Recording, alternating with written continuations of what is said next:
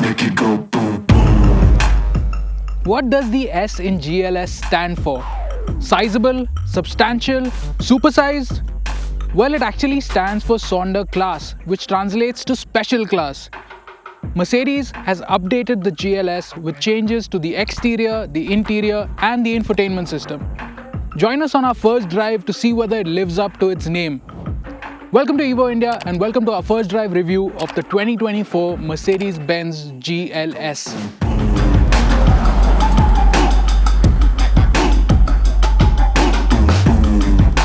The most obvious change to the new GLS is this new grille with these 4 horizontal slats. If you look closer, there's also a new LED headlamp, a new bumper with some chrome trim.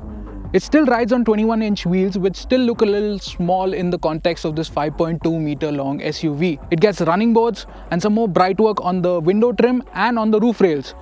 Moving on to the back, it gets brand new LED tail lamps and a new bumper with some more chrome trim.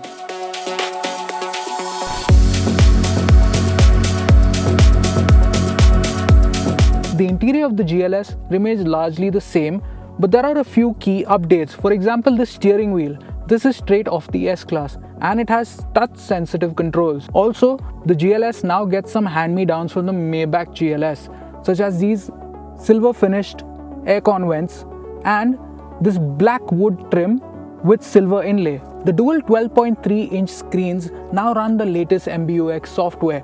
You can connect your phone to it wirelessly using Android Auto or Apple CarPlay, and it has a bunch of customization options. The rest of the layout is mostly the same.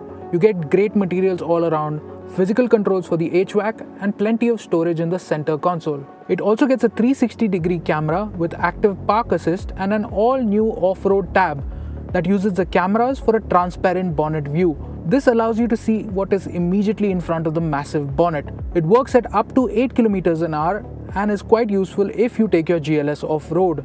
The GLS is also equipped with a Burmester sound system, a heads-up display, ambient lighting, seat ventilation, and 9 airbags. Now, this being the GLS, the back seat is just as important as the front seat, and it's a really great place to spend time. You get electrically adjustable seats, you also get an electrically operated sun blind, and there is a 5-zone climate control system in the vehicle. So the second row and the third row passengers get their own zones, and the front 2 passengers get their own zones too. But the best feature in the back seat is this MBUX infotainment system.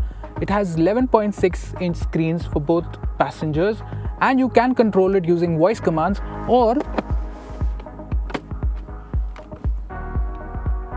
using this tablet right here. You can control all the functions in the infotainment system using this, including climate control, the audio, the navigation, everything. Now the GLS is a 7-seater, so let me just get into the back seat and show you what it's like. Well, to be honest, it's not too bad out here. Once the seat is back in its place, there's plenty of legroom, and if you do find yourself banished to the back seat, it's not the end of the world.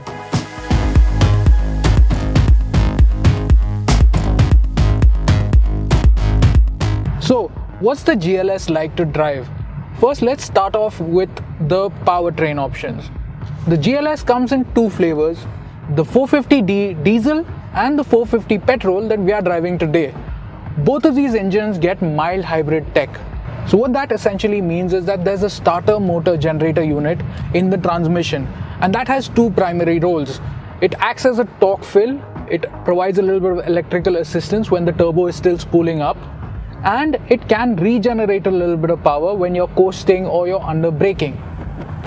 This unit adds 20 bhp and 200 Newton meters of torque for a total output of 395 bhp and 700 Newton meters. The result is a 6.1 second 0 to 100 time, which is frankly ridiculous for a 3-ton SUV. The GLS also comes with air suspension and adaptive damping as standard. What this means is it simply glides over rough patches like they don't exist. At slower speeds, some of the bumps still come through to the cabin, but as the speeds pick up, it simply demolishes the road surface. The suspension can also be raised in off-road mode, and it can be lowered from the back to help load in heavier items. The GLS also corners surprisingly well for a 3-ton SUV. The fat rear tires really grip the road and it does inspire a great deal of confidence at high speeds.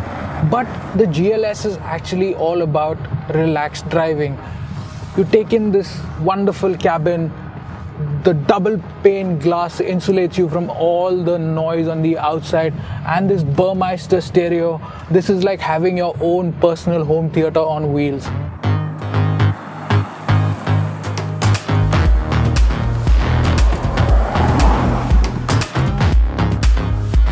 So, what's the verdict on the updated GLS? Well, cosmetically this is a relatively minor update, but the GLS still remains an impressive SUV. The mild hybrid powertrain gives it impressive performance, and it also improves fuel economy. Pricing for the new GLS has not yet been announced, but considering that the previous model cost around 1.3 crore, we can expect a slight price bump on that.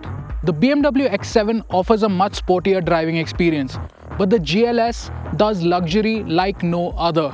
This truly is the S-Class of SUVs. What do you think about the GLS? Let us know in the comments below. And stay tuned for more videos just like this.